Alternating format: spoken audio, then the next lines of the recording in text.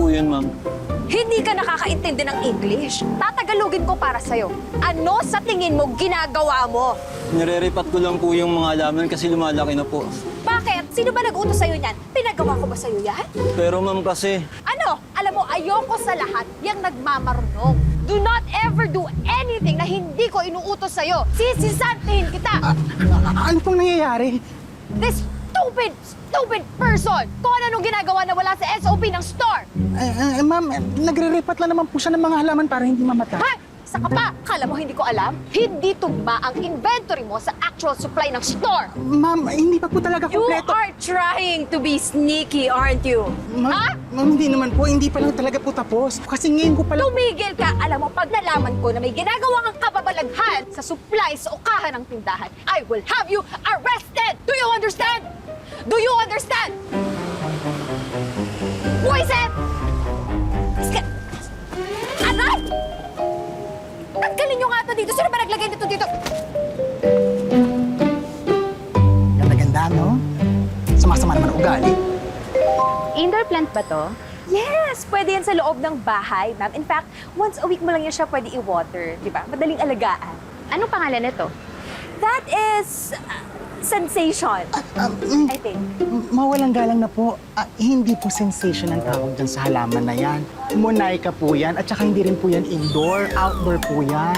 At sa pagdidilig naman po, hindi po pwedeng once a week kasi mamamatay po yung halaman. Dapat po at least araw-araw. Tell you to interrupt. Masyado kong nagmamarunong. Sino ba talaga sa inyo ang tama? Of course, me! Ako yung store owner. Empleyado ko lang yan. Empleyadong walang alam. See what you did? Umalis yung customer natin. Masyado ka kasing bida-bida. Next time naggawin mo to, mawawalan ka ng trabaho.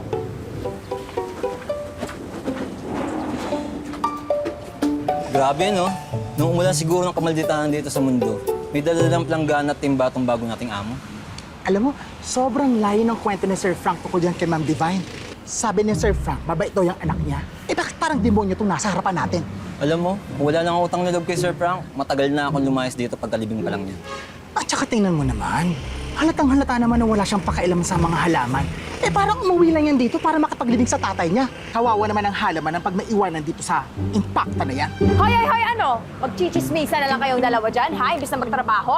Back to work!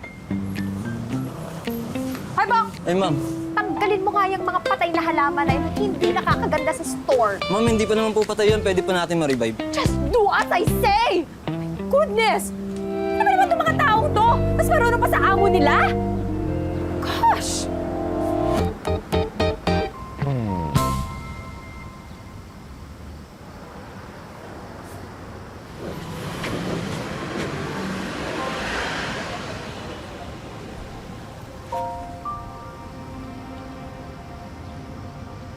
Dito kayo sa basurahan. Pwede pa to Huwag kayo mag-alala. Papasiglayin ko ulit kayo.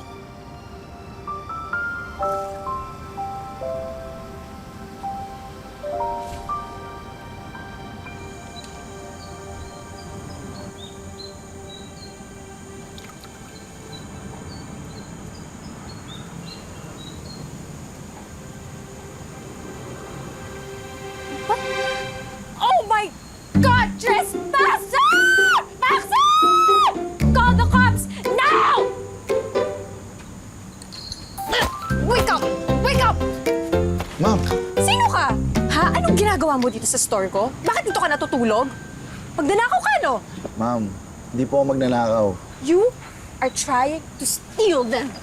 Ma'am, ni-revive ko lang po yung mga halaman niyo. Shut up! I am gonna have you arrested. Sa itsura mo pa lang, sa mga kilos mo, magnanakaw!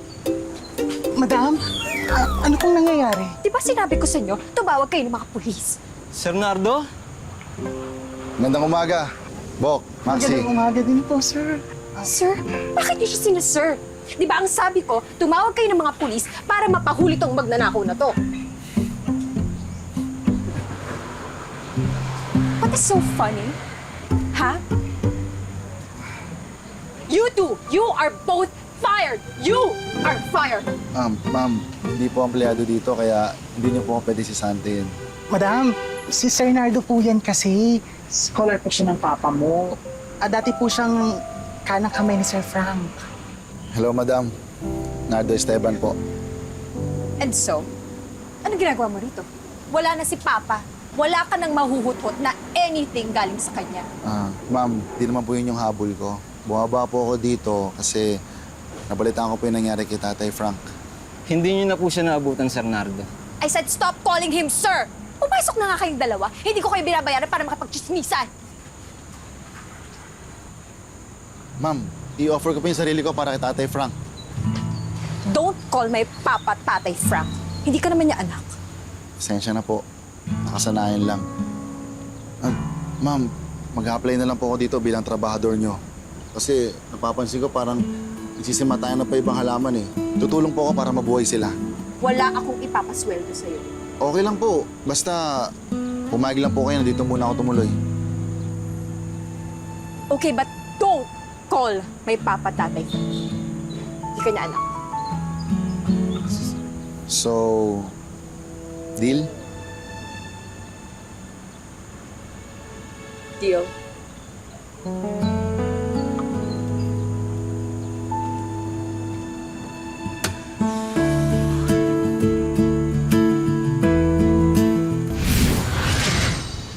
So pinatapos ka ni Papa and you chose to leave him after you graduate? Hindi ba manggagamit ka nun? Ma'am, hindi naman po ganun yun. Nung nakatapos po ako ng agriculture, nagsabi po sa kanya na babalik ako dito. Pero si Tatay Frank po mismo nagsabi na mas marami nangangailangan sa akin. Saan ka ulit galing? Sa bundok po, sa Mindoro. Vocation ko po kasi yung tumulong sa mga katutubo. Eh bakit ka bumalik dito? Para po kay Tatay Frank. Gusto po kasi isalba yung garden eh. So you're saying na hindi ko nababantayan ng maayos yung tindahan? Hindi naman po sa ganun yun, ma'am. Well, let's just say that I do. Wala naman talaga akong pakialam dito. Babalik na ako ng US. I don't want anything to do with this hell food. Wala rin naman pakialam si Papa sa akin. Mas kinaya pa nga niya magmahal ng iba kesa sa akin.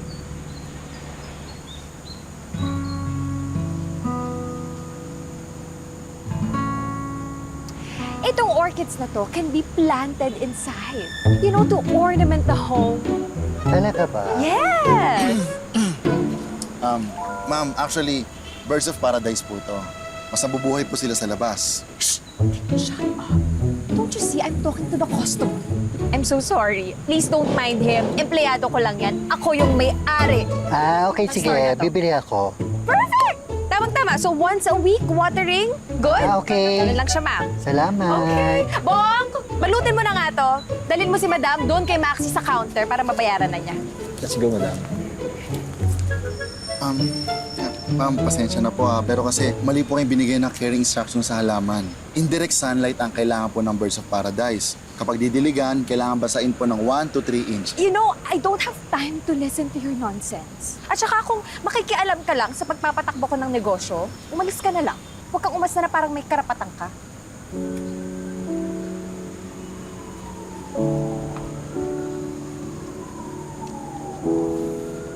Maxi!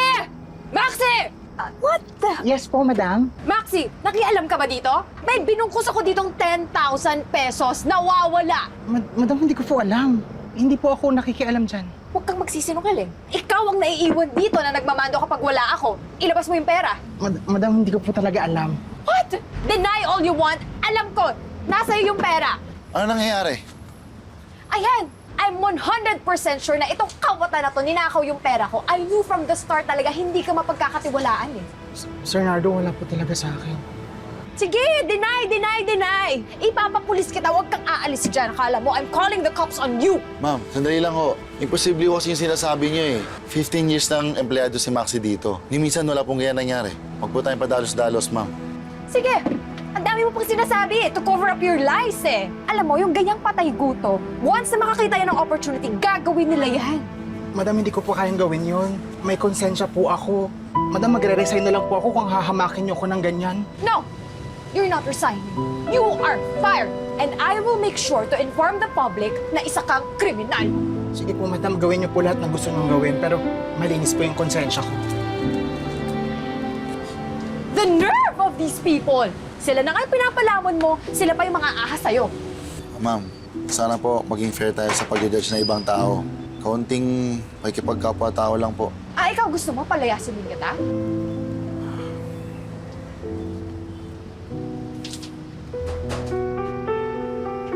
Buisit! Kapal-kapal ng mukha. Alam na alam ko naman talaga. Alam na alam ko na yan eh.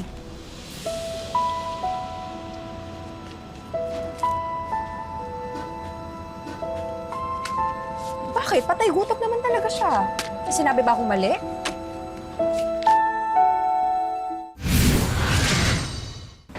Ma'am! Bok! Magkano po ito? Ay, sandali lang, kuya. Babalikan kita. Teka lang, may ayusin lang ako doon. Ay, naku, pati ba naman si Bok? Naanga-anga. Kinuha niyo pa, mga Sandali pa, Sa- gusto naman ako dito. Oo, ay, oo, madam. Babalikan kita, ha? Sandali lang, may ayusin lang ako dito. Hay, mga kriminal! Ah! Ay!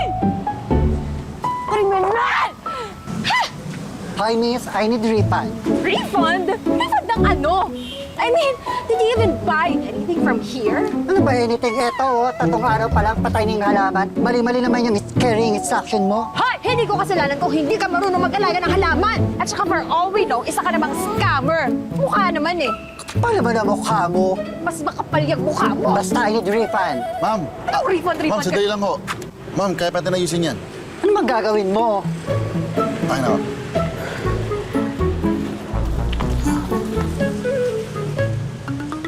Ma'am, hindi pa patay ito. Kaya pa ito mabuhay. Basta ang gagawin niyo po, pagka uwi niyo, ligay niyo po siya sa medyo naarawan lang. Wag po sa direct sunlight. Tapos diligan niyo po simula ibabaw hanggang ilalim.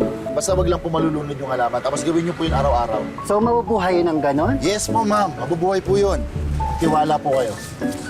Okay, buti ka pa. Ang bait mo. Hindi ka tulad nitong kasama mo. Napakademonyeta. Hoy! Thank you, ma'am. Alagaan niyo lang po.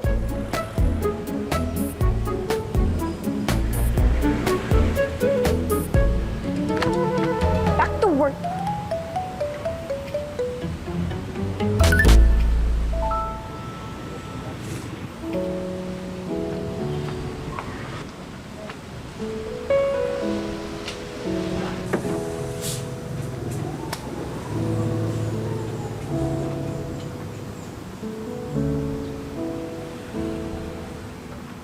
See, Papa? Mas malapit pa ang mga hindi mo kaano-ano dito sa mga halaman mo. Pero sa akin... Cardo, Yes, ma'am. pagkatapos mo dyan, may mga bagong lupa na dineliver. Dali mo na dito. Opo. Kala ko magsisorry o thank you na. Ano yon? Ah, wala po. Bakit pa kasi ang galing-galing mo sa paghahalaman? Samantalang ako kahit cactus na mamatay sa akin. Kahit na dinidiligan ko naman twice a day, every day. Ma'am, kasi hindi po ganun yung tamang pag-aalaga sa cactus. Lahat po ng alaman, may kanya-kanyang klase na pag-aalaga yan. Hindi one size fits all. Para nga po kayong cactus eh. So ano sinasabi mo? Matinik ako? Hindi po. Ang ibig ko sabihin, hard on the outside, pero deep inside, may softness kayong tinatago. Ganun yung nakikita ko eh. Siguro, defense mechanism nyo lang po yung pagtataray. Well, may rason naman kung bakit ako ganito. Wala talaga kasi akong tolerance sa mga walang kwentang tao. Pero, sabi po ni Tatay Frank, napakabuti na anak niya daw noon. Kinikwento niya ako sa'yo dati? Opo, proud na proud niya siya sa'yo eh. Eh, buti sa'yo kinikwento niya. Ma'am, siguro po, bawasan niyo ng konting katarayan, dagdag ng konting kabaitan. Sa ganon, sigurado, hindi tayo mamatay ng halaman. Sige po, kunin ko na yung mga ibang deliver ko. Excuse me.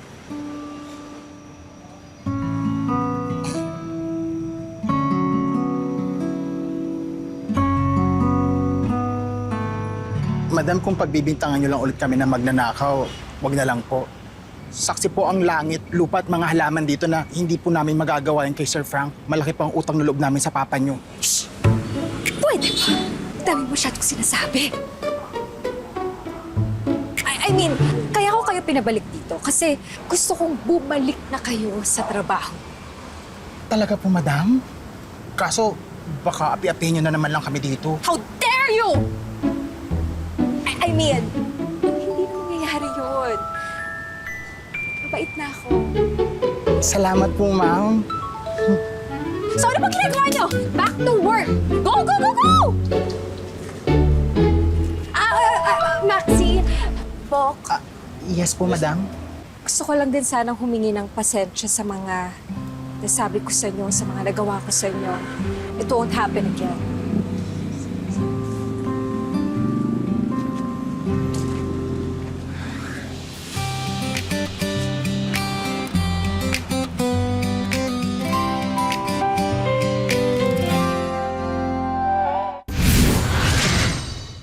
Alam niyo, ma'am, proud na proud ako sa ginawa niyo kanina.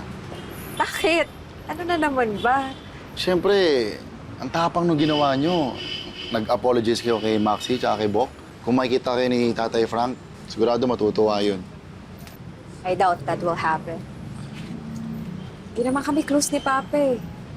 Bihira kami mag-usap growing up. Mas close pa ata si Papa sa mga scholars niya, like you. Pero ako, never.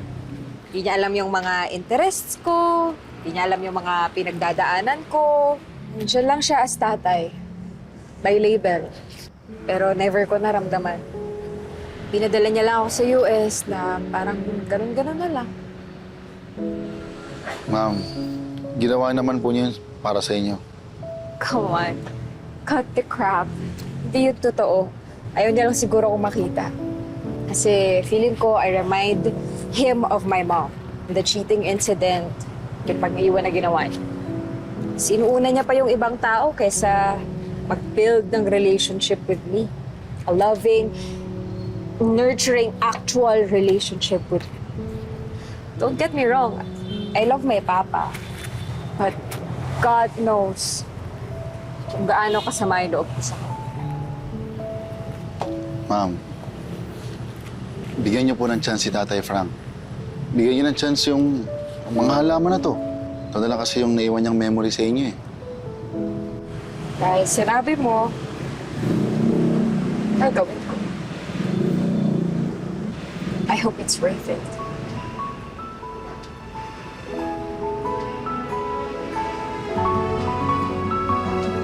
Madam, uwi na... Ay, sorry po sa storbo. Halika na. Halika na.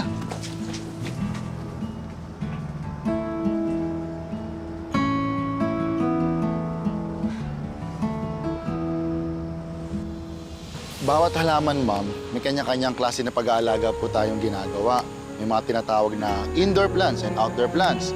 Kagaya po nito, ito po ay outdoor plant. So, kapag nilagay po natin siya sa loob, mas madali po siyang mamamatay. Di ba? Wawa naman. Sayang naman yung ganda niya, oh. Alam niyo, ma'am, mas gumaganda po kayo kapag nakasmile. Mas maganda pa yung smile niyo kaysa sa mga halaman dito. Corny mo! Hindi naman, ma'am. I mean, yun naman po yung totoo. Ayan. Ayan pa. Ayan. Ayan, very good. Yan, tapos ma'am, medyo gilitin niyo po konti. Ayan, isa yan. Dito sa ilalim. Ito, sa part na to. Ayan. Pinaglaloko mo ako eh. Totoo. Ito. Yan. Yan, cut the stem. No, like the dry The leaves. stem? Yeah.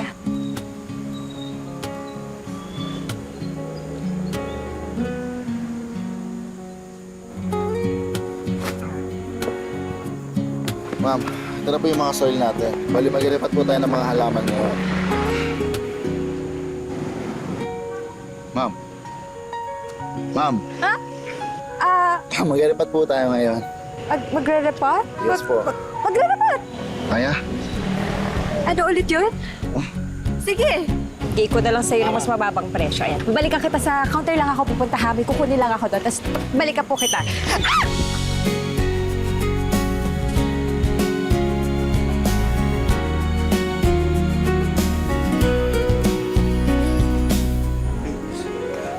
Ma'am, okay na po kayo? Okay. Okay lang, may yung patay.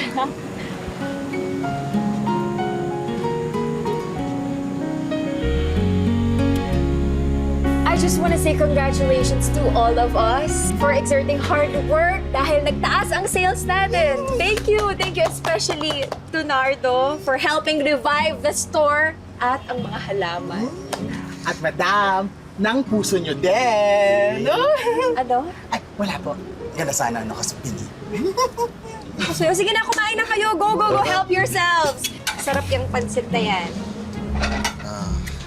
Ma'am, laki na pinagbago niya, no? Sigurado ako, nakangiti si Tatay Frank sa langit.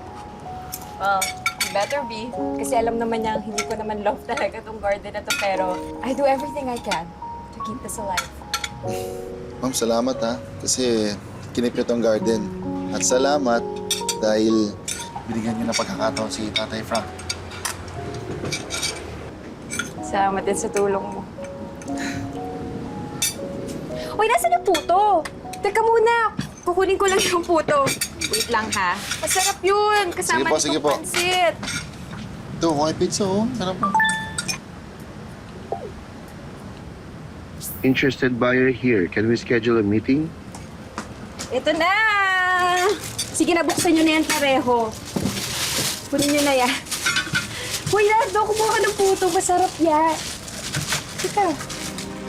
Ba't bigla ka namang na bad mood? Ma'am, akala ko ba hindi niyo nabibenta tong garden? What?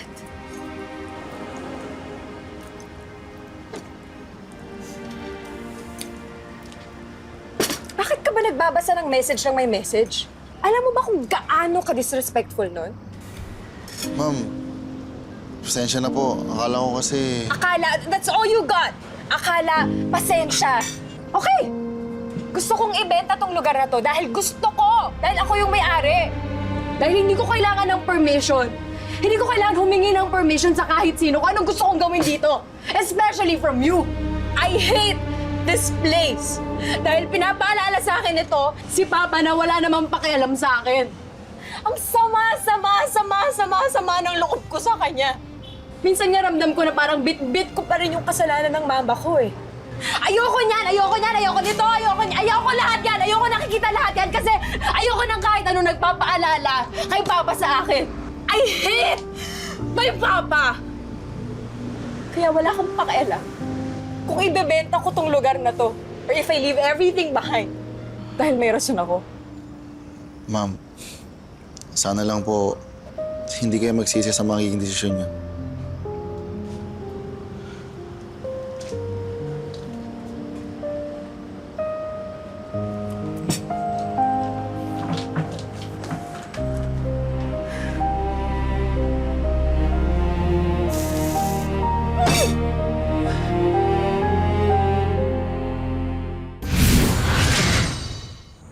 Ibang-iba naman sa pictures tong property mo.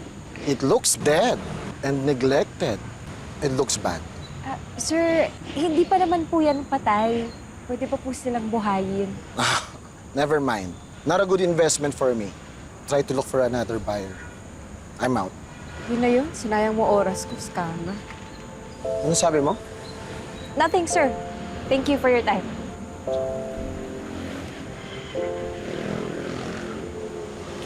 Ma'am. Ano to? Resignation letter? Whatever. I don't care. Walis kayo kung gusto niyo.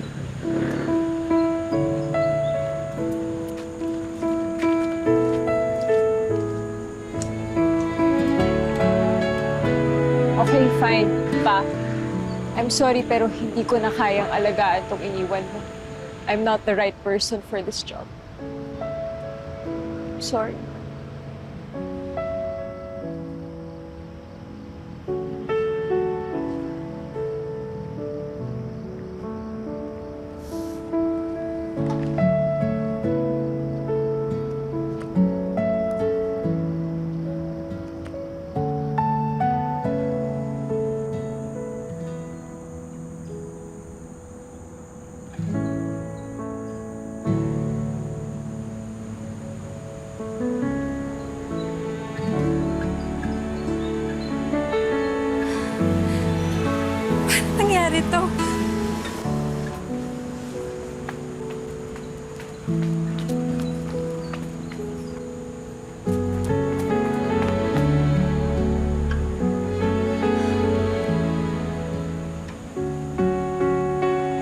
Halika.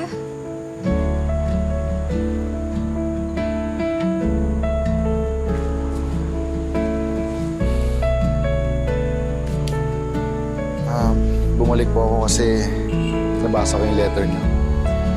Naantig ako eh.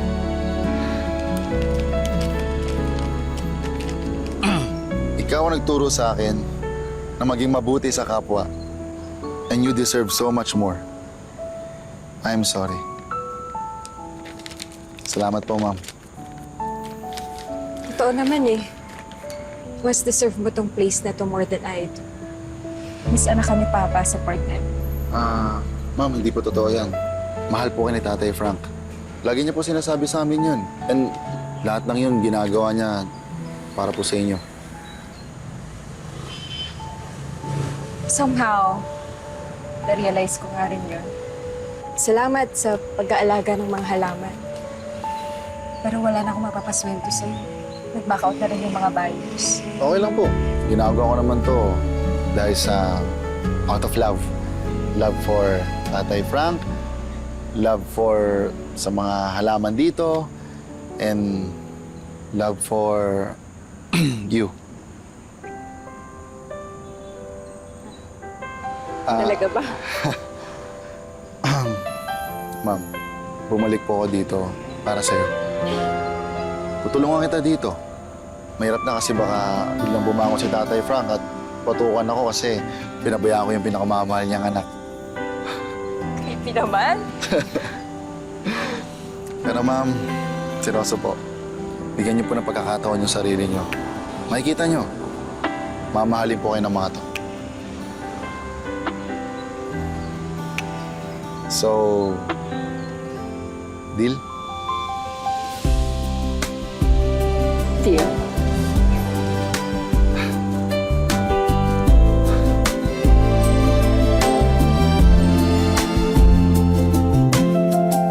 Bakit ganito to? Bakit walang iniwan sa akin? Imposibleng wala siyang iniwan sa akin kasi ako yung totoo niyang anak. Ampon lang yan si Julius. Except for this envelope. Mrs. Romana informed me, kapag daw nakumpleto mo na yung list na yan, tsaka palang pwedeng ibigay yung pamahalan mo. Hindi ako nagtatampo sa kanya. Nahihiya ako. Ayoko magpakita sa kanya na walang narating sa buhay. Naniniwala ako sa'yo noon at naniniwala pa rin ako sa'yo ngayon.